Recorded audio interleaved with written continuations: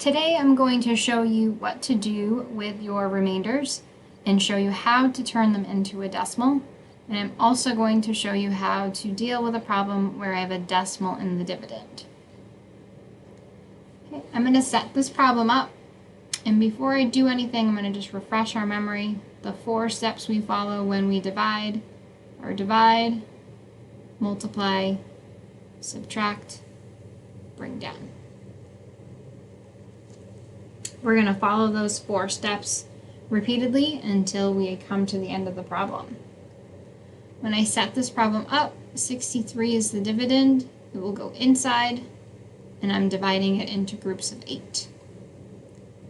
Before I try doing any of my steps, it's going to be helpful for me to list out my 8's times tables or pull up a multiplication chart where I can see them. This is going to help me in my first step when I divide, so I know exactly how many groups I can make each time. I continue this list until I get to 8 times 9, because the largest number of groups we'll be able to make at a time should be 9. That helps me get the problem set up, so let's go ahead and try it out. So the first step tells me I want to divide, and I'm going to start by trying to divide 8 into the first number 6. So if I tried to do 6, the number inside, divided by 8, I notice I can't do that because 6 is smaller than 8. So I'm going to put my 0 placeholder.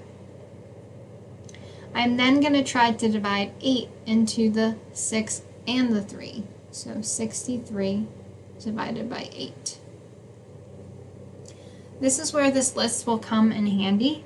If I look at the list of multiples, I'm going to choose the number that gets me closest to 63, but not more than, which happens to be the 56, which represents 7 groups of 8.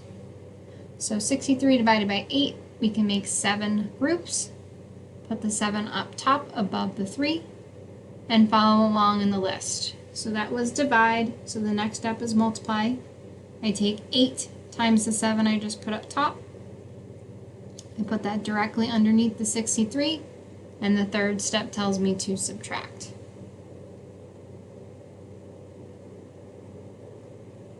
Left over with 7. So now I'm going to show you what to do with 7 there as the remainder. So to get my answer, I'm not just going to stick a decimal point here and put 7 on the end. I'm going to put a decimal point inside and add a 0. Okay, remember, when we add a 0 after a decimal point, it doesn't affect the value. This allows me to have a new number to bring down, and so I'll drop that 0 down and put it next to the 7. I can continue following these 4 steps now.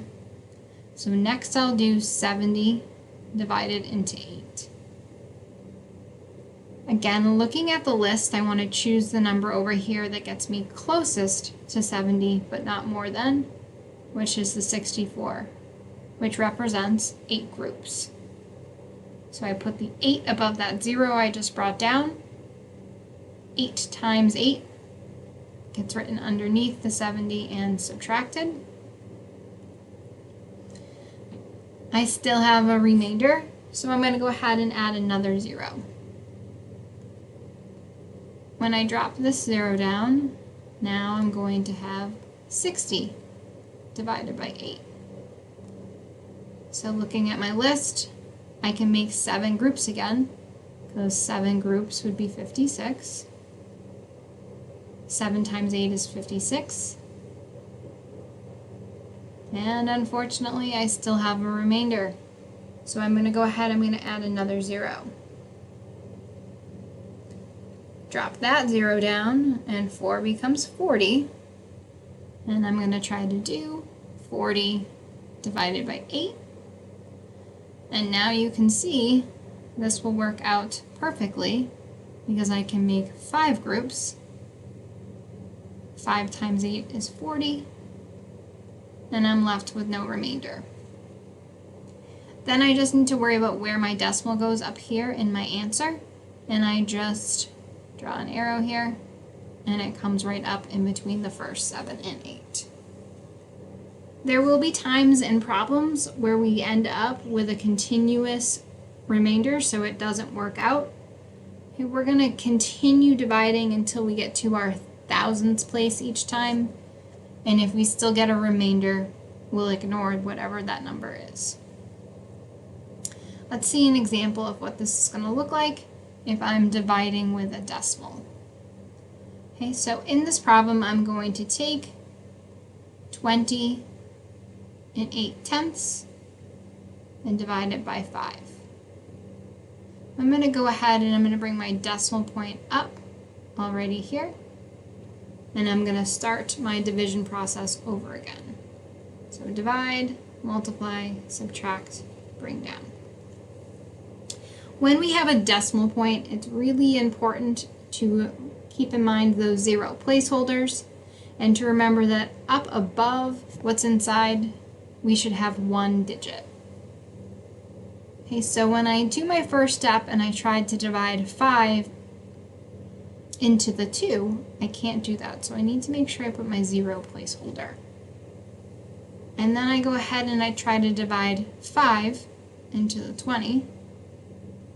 And if I'm thinking about those times tables, I know 5 can go into 20 4 times. After I divide, I multiply. 5 times 4 is 20, so I'm subtracting 20 there. Don't worry about bringing this decimal point down. When I drop the 8, I can just drop that as its whole number. And so now if I repeat these steps over again, I'm going to take 8 and divide it by 5. Now I can only make one group of 5 from my 8. Put the 1 up above that 8. 1 times 5 is 5. And I have a remainder. Because I already have a decimal inside this problem, right here, I can again continue to add a 0 to get rid of this remainder. So I'll drop the 0 down, and 5 can now get divided into the 30. And if I'm thinking again about those times tables, I know 5 times 6 will be 30, so I can make 6 groups, subtracting 30, and I have no remainder. So the answer in this question is 4 16/100ths.